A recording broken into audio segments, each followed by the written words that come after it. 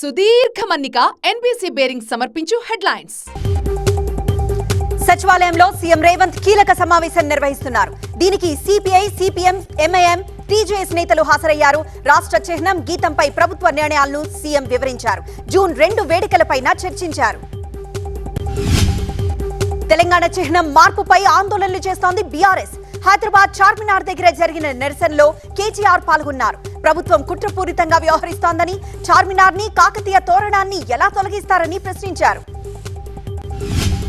Postal ballot counting పై CEC స్పష్టతనిచ్చింది. Declaration పై seal లేకపోయినా vote చెల్లుతుందని, గెస్టెడ్ సంతకం ఉంటే సరిపోతుందని సీఈసీ చెప్పింది. వైసీపీ అభ్యంతరాలపై సీఈఓకు లేఖ పంపింది కేంద్ర ఎన్నికల సంఘం.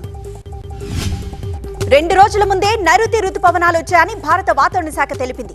కేరళతో పాటు ఈశాన్య భారతదేశంలో కూడా ప్రవేశించింది. గతేడాది జూన్ 8న రుతుపవనాలు వచ్చాయని గుర్తు చేసింది.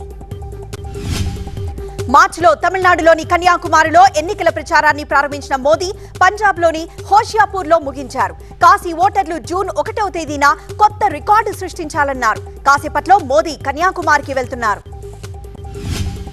ఒడిషా సంపదను, గనులను లూటీ చేసేందుకు బీజేపీ, బీజేడీ కలిసిపోయాయని రాహుల్ గాంధీ ఆరోపించారు. ఒడిషా సీఎం నిజంగా బీజేపీని వ్యతిరేకిస్తున్న వ్యక్తి అయితే ఆయనపై కేసులు ఎందుకు నమోదు కాలేదని ప్రశ్నించారు. ప్రధాని పదవి హోదాను తగ్గించిన తొలి ప్రధాని నరేంద్ర మోదీ అని మాజీ ప్రధాని మన్మోహన్ సింగ్ వ్యాఖ్యానించారు.